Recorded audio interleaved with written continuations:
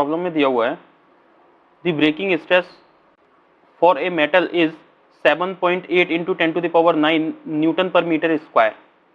Means breaking stress दे रखी है।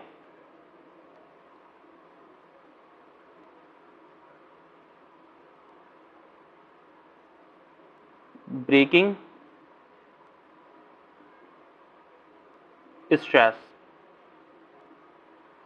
जब मैंने स्ट्रेस स्ट्रेन डायग्राम समझाया था उस समय मैंने ये चीज बताई थी कि ब्रेकिंग स्ट्रेस मैक्सिमम स्ट्रेस होती है। मतलब ये वाली स्ट्रेस कौन सी है? मैक्सिमम स्ट्रेस है। मैक्सिमम स्ट्रेस है।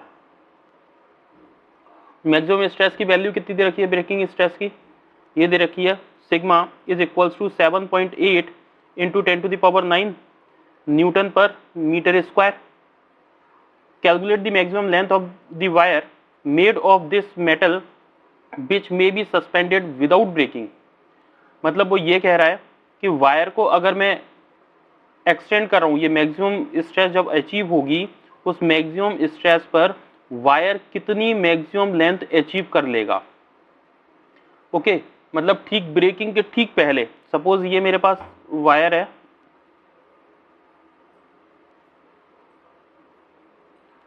ये वायर ब्रेकिंग से, मतलब ये वायर अगर यहाँ कहीं से ब्रेक हो रहा है तो ब्रेकिंग से पहले ये कितना एक्सटेंड हो जाएगा। अगर इसकी पहले ओरिजिनल लेंथ सपोज एल है तो ये एक्सटेंड हो जाएगा डेल्टा एल तक।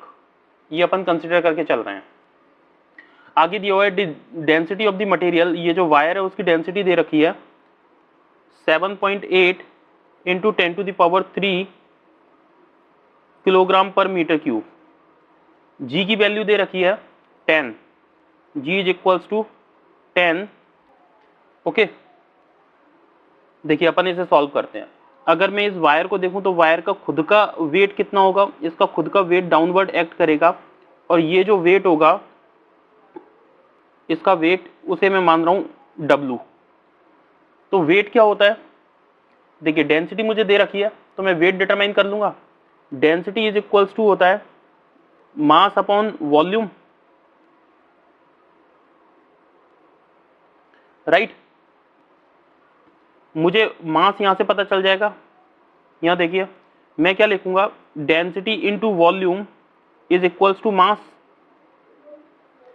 और अगर मुझे वेट डिटरमाइन करना है तो मैं क्या करूं, दोनों साइड जी का मल्टीप्लाई कर दूं, क्योंकि वेट इज इक्वल्स टू होता है, weight W is equals to होता है m इंटू जी। क्या मैं इसमें g से मल्टीप्लाई कर दूं तो ये हो जाएगा रो इंटू वी इंटू जी। मुझे वेट पता चल गया। अब वेट की वजह से जब ये वेट इसका डाउनवर्ड एक्ट होगा तो डाउनवर्ड एक्ट होने की वजह से इसमें क्या होगा, स्ट्रेस प्रोड्यूस होगी। तो स्ट्रेस कितनी होगी? देखिए स्ट्रेस इज इक्वल्स टू होता है, स्ट्रेस इज इक्वल्स टू होता है वेट अपॉन एरिया। वेट कितना है? Rho into volume into g upon area है ए। ओके, वॉल्यूम को मैं एरिया इंटू लेंथ लिख रहा हूं तो इसे मैं लिखूंगा stress sigma is equals to density into area into length into g upon area. Area से एरिया कट हो जाएगा, यहां बचेगा sigma is equals to rho g L.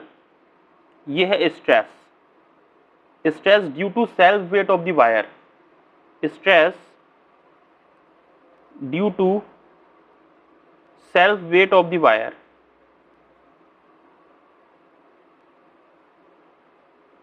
Of the wire.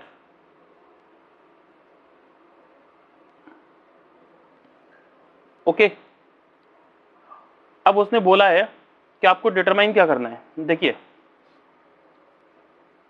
उसने बोला है कैलकुलेट द मैक्सिमम लेंथ, मतलब मुझे डिटरमाइन करनी है मैक्सिमम लेंथ कि वायर की मैक्सिमम लेंथ कितनी हो जाएगी।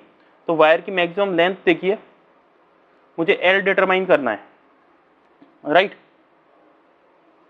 ये जो स्ट्रेस है ये अगर ब्रेकिंग स्ट्रेस के इक्वल है, ये स्ट्रेस अगर मैं ब्रेकिंग स्ट्रेस के इक्वल रख दूं तो मुझे एल डिटरमाइन करना है। तो मैं जानता हूं ब्रेकिंग स्ट्रेस मुझे दे रखी है 7.8 इंटू 10⁹, ये है ब्रेकिंग स्ट्रेस। देखिए 7.8 into 10⁹, is equals to, density की वैल्यू दे रखी है 7.8 इंटू 10⁻³